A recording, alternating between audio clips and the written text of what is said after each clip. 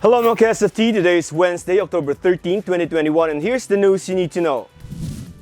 Matinding pinsala ang iniwan ng bagyong Maring sa ilang probinsya. Ayon sa Department of Agriculture, umabot sa mahigit 600 million pesos ang halaga ng nasira mga pananim sa Regions 1 at 2. Panahon pa naman sana ng anihan pero marami sa mga tanim na palay ng mga taga-norte ang napinsala ng bagyo. Maging ang strawberry farm sa La Trinidad sa Benguet pinalubog ng baha. Nakahanda naman daw ang DA sa pagtulong sa lahat ng mga napinsala. Patayan 3 bata matapos malunod sa sapa sa Barangay Pulang Lupa 1, Las Piñas City. Nagkayayaan daw maligo sa sapa ang mga menor de edad na sina Renz Aquino, 7 taong gulang, Arkin Haresco, 9 taong gulang at Alwin Tandok, 12 taong gulang. Pero dahil sa malakas na buhos ng ulan, tumaas ang tubig sa sapa at nalunod ang mga bata. Isa pang bata na kasama ng 3 ang nakaligtas sa insidente. Pagka ni Alvin, bigla man yung amay ni Alvin.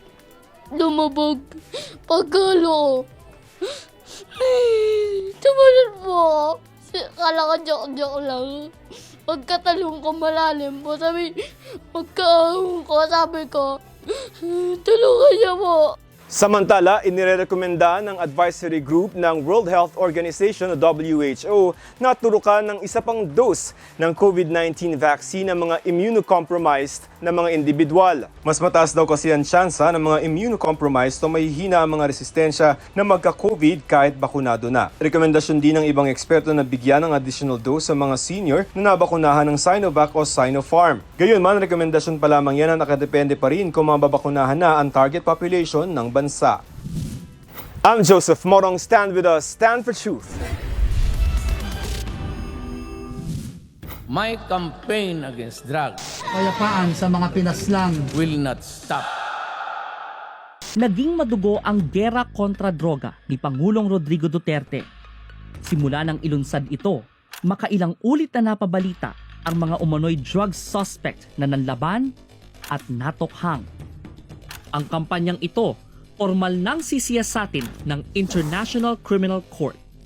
Ayon sa ICC, nakita ang specific legal elements of crime against humanity of murder sa konteksto ng drug war na ipinag-utos ng pamahalaan ni Pangulong Duterte.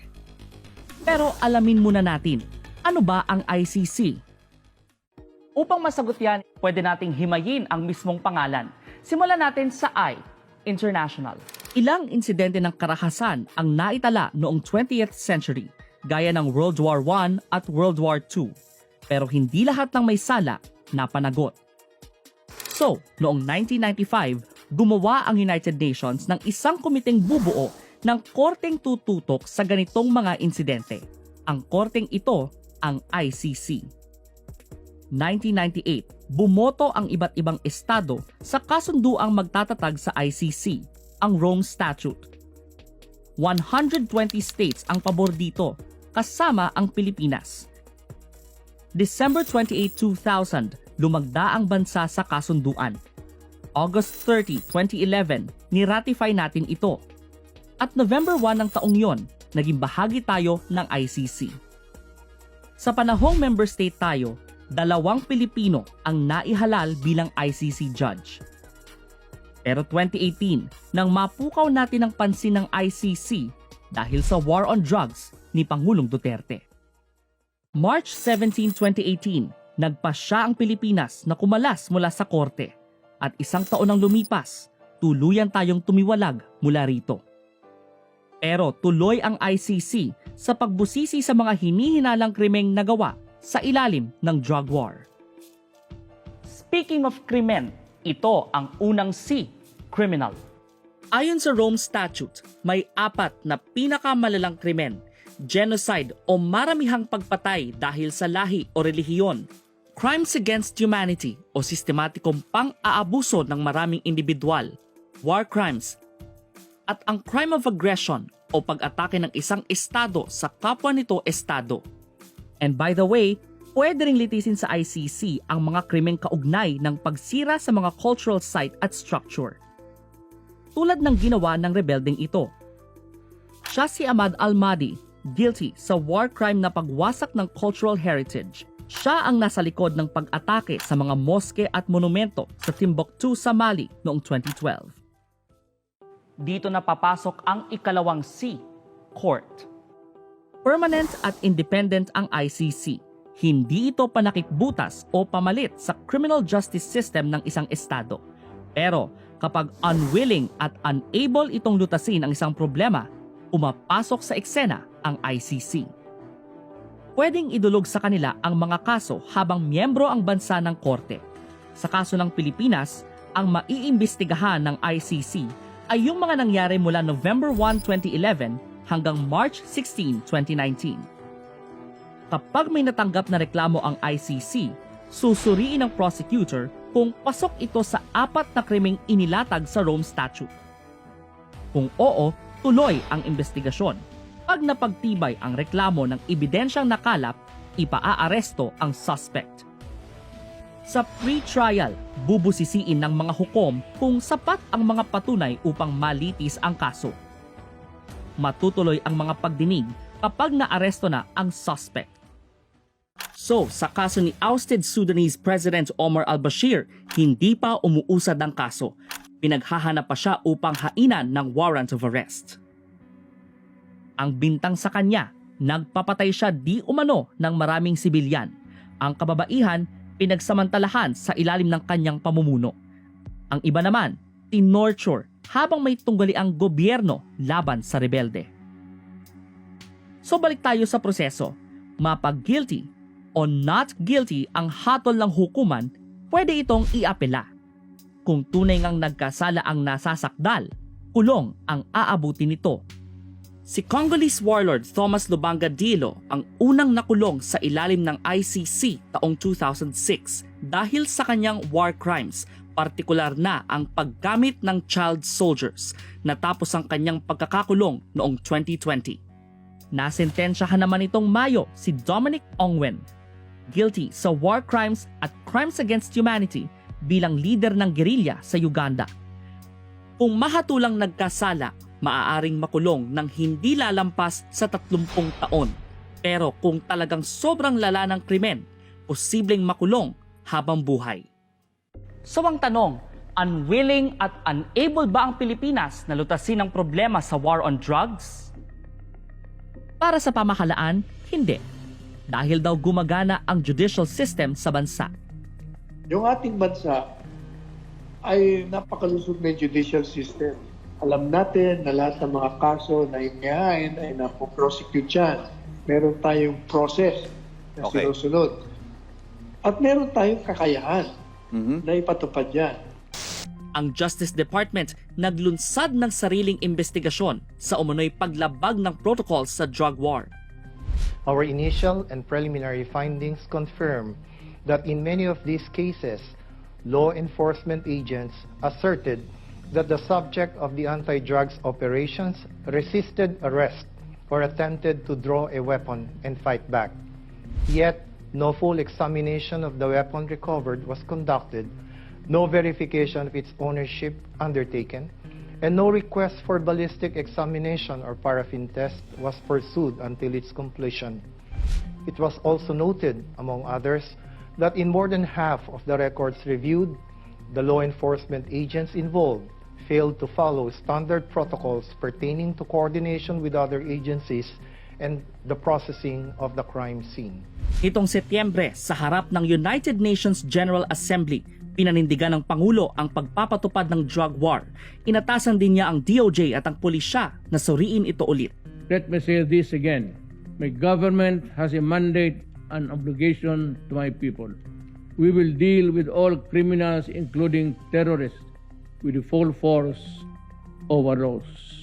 The Filipino people want to live in peace, security in their homes and communities, free from harm and danger from the lawless. But achieving this goal has not been without challenges. I say this in no uncertain terms. The law applies to all. I have instructed the Department of Justice and the Philippine National Police to review the conduct of our campaign against illegal drugs. Those found to have acted beyond bounds during operations shall be made accountable before our laws.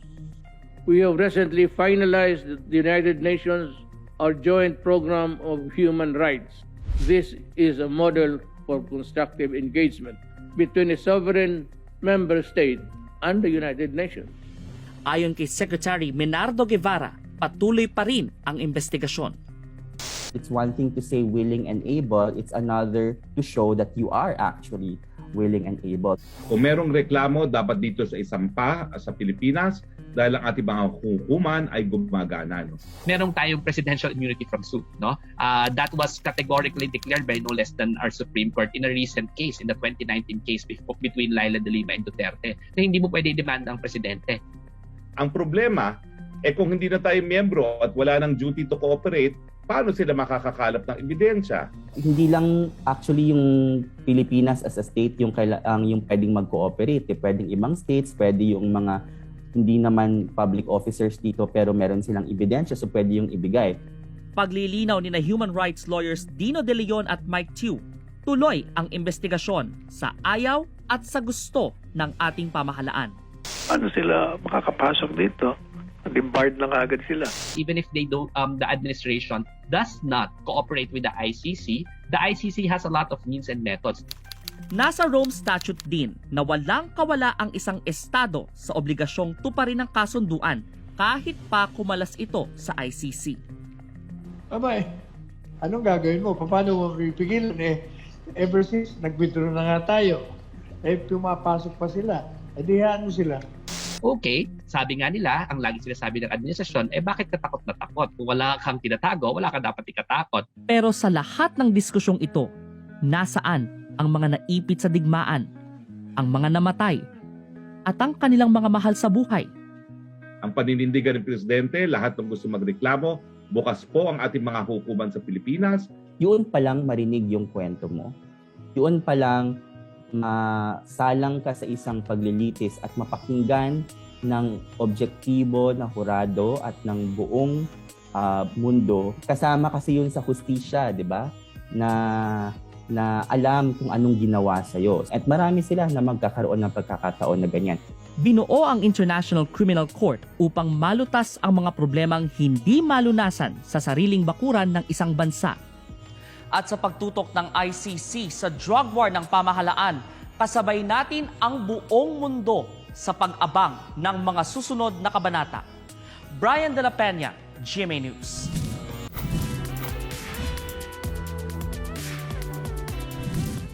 Kung pagbabatayan ng datos ng Octa Research, pababa na ang daily infection rate ng COVID-19 sa National Capital Region o NCR. For the record mga ka-Stanford Truth, posible na bang magkaroon ng mga Christmas party ngayong December 2021 kasabay ng pagbaba ng kaso ng COVID-19 sa NCR? Sa datos ng Octa Research, nasa 0.61 ang reproduction rate o bilis ng hawaan sa NCR mula October 4 hanggang October 10. Mas mababa yan kumpara sa 0.74 reproduction rate noong September 27 to October 3, 2021. Nasa 1,900 na lamang din ang average daily case ng COVID-19 sa NCR sa nakalipas na linggo. Yung level natin ngayon, parang binalik na natin pre-ECQ. At our peak, we were at 5,900 per day. Ngayon, 1,900 na lang. So if you can see, yung hospital bed occupancy is already down to less than 50%.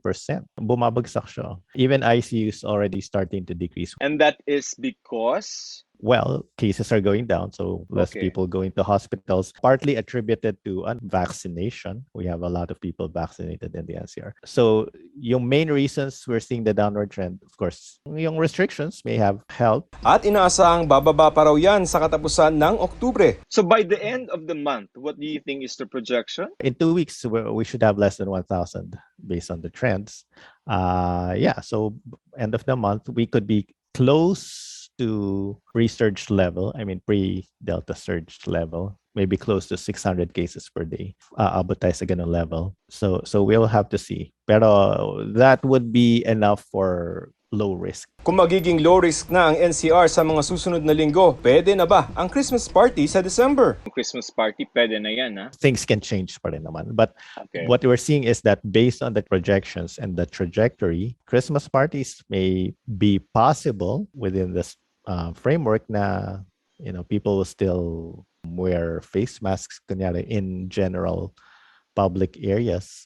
Pero in places na vaccinated yung mga attendees, or canary, it's an office Christmas party, everyone's vaccinated, then you could probably have a big Christmas party, a lot of people.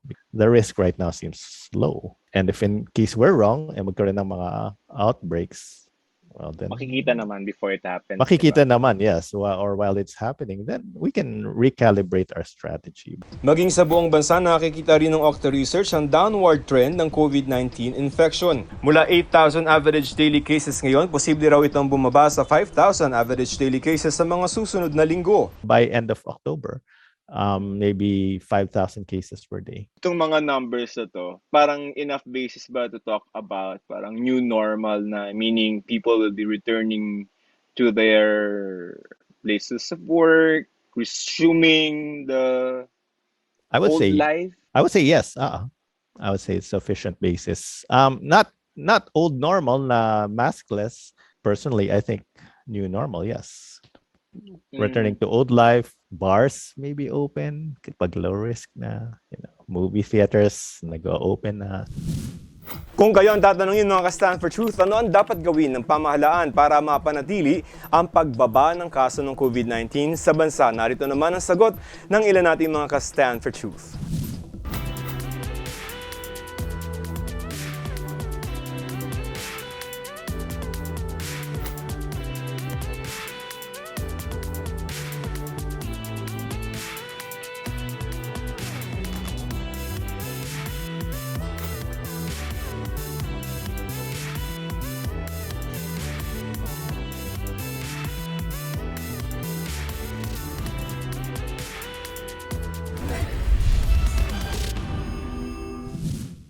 And that's all for today, mga KSFT. Don't forget to like and follow Stand for Truth GMA Facebook page for the latest updates. I'm Joseph Morong. Stand with us, Stand for Truth.